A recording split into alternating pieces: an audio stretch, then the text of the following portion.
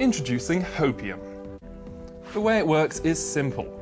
Hopium acts as a protective barrier that shields the love and hope while also suppressing what some would call realistic concerns. Thanks, hopium. Thanks, hopium. Thanks, hopium.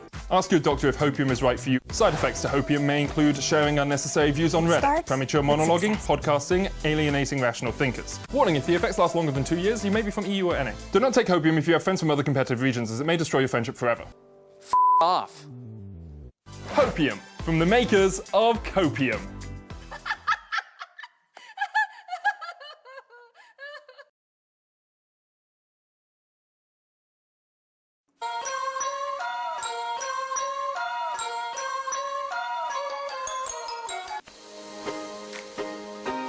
Welcome to Pimpy's Investment Chat, where we keep investment talk simple. And here's your host, Pimpy.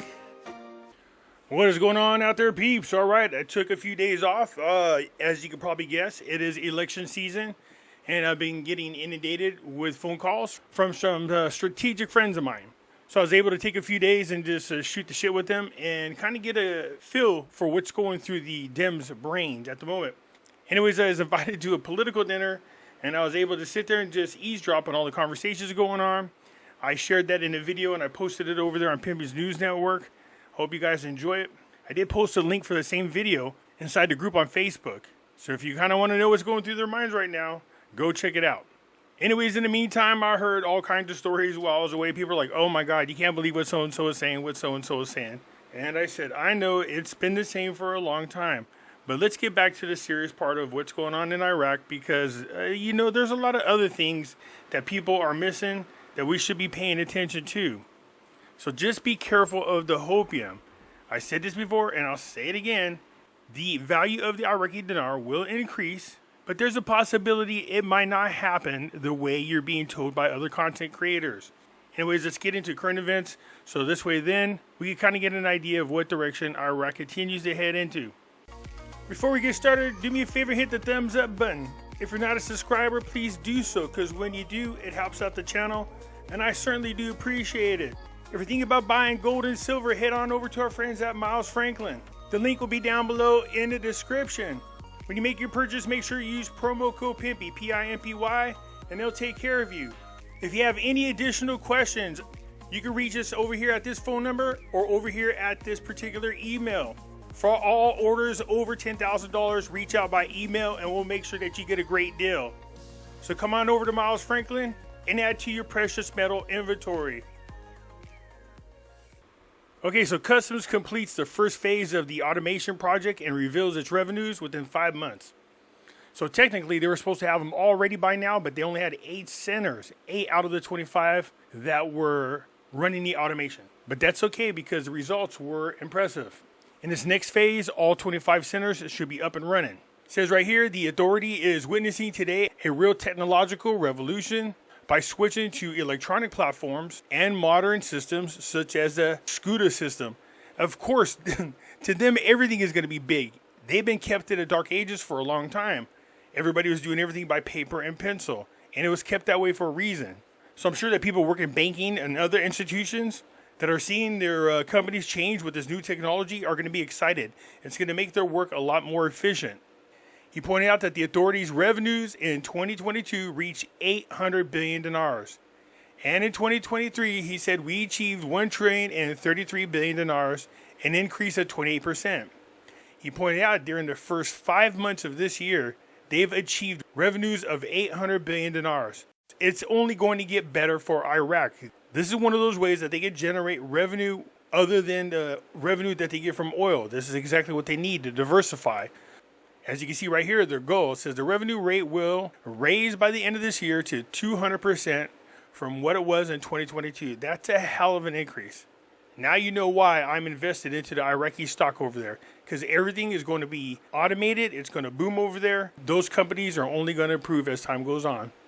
You're starting to see the United States poke their head into other people's business. In this particular case, I kind of support what's going on here. The Iraqi parliament responds to the U.S. Congress. Its project against Judge Zayden is a dangerous precedent. So in case you don't know who this judge is, this is Maliki's friend. Maliki has hand-chosen his judges and groomed them as time went on to increase their position in power in Iraq. And Maliki has heavy influence with this judge. So Republican Congressman Mike Waltz submitting a draft law amendment and including a clause affecting the head of the Supreme Judicial Council as a dangerous precedent to be added to the record of actions of the Biden government, which supported in public. It is the most horrific mass massacre committed by Zionist gangs against the people of Gaza. And today they threaten to attack the sovereignty of the states and their symbol without a legal justification that allows them to do so. Well, yeah, the United States kind of does that from time to time. But in this case, I do believe it's justified. I think Maliki, a heavy influence on this judge should be removed. So as you can see, those people who are backed by Iran are pissed off. They don't want this judge to be removed because they know he's going to see in their favor most of the time. So this is something that should be handled by the Iraqi people. But like I said, we see what's going on over here in the United States. So I feel for the Iraqi people. All right, as you can see, there still has not been a replacement for al-Abbasi. Quota system, speaker role, Iraq's Achilles heel in parliament deadlock. So in Iraq's constitution, it requires election of a new parliament speaker within 3 days if the position becomes vacant. Yet more than 7 months after al-Abbasi removal, Sunni parties have failed to agree on a successor. Under the country's sectarian power sharing system, the parliament speaker is always a Sunni. The prime minister is always Shiite, and the president is always Kurdish. But as you can see, Maliki has been pushing the guy that's there now, and he is not a Sunni, which violates their constitution. Maliki, he wanted his people where they needed to be so he could continue to form and shape Iraq into the kind of country he wants it to be. Told you, he's trying to become the next Saddam Hussein.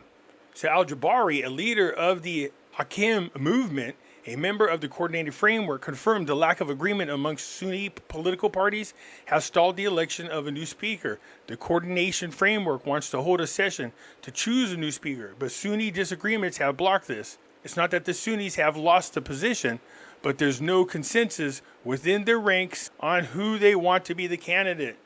Anyways, al-Jabari expects the Sunnis party will have reached an agreement in the coming days to select a candidate by the majority. So just like here, are your elections truly free? Are they really?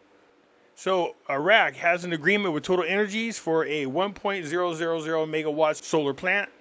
As we all know, electricity is needed very much over in Iraq, especially if you're going to try to attract outside investors. What good is it to attract outside investors if you can't provide electricity for them in their manufacturing or in their businesses?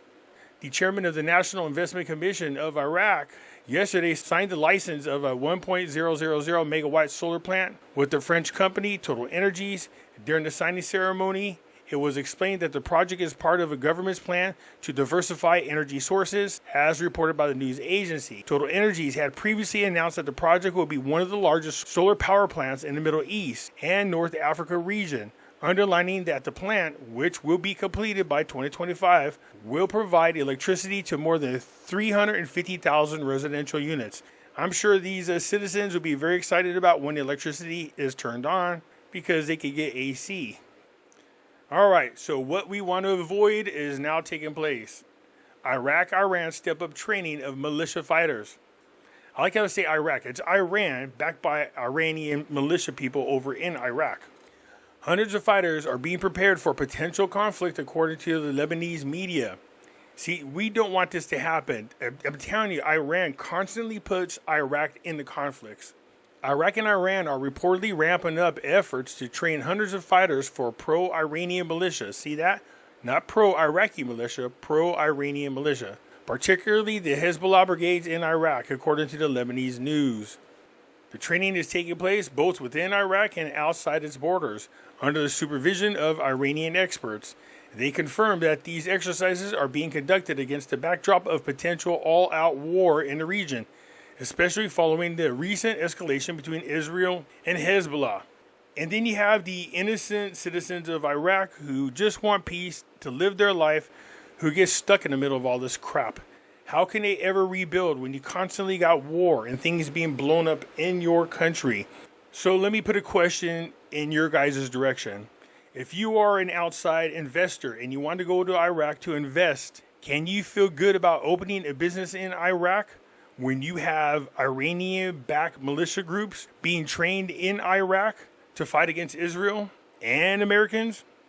You guys tell me what you think down in the comments. I look forward to hearing from you. That's it from now. I'm out.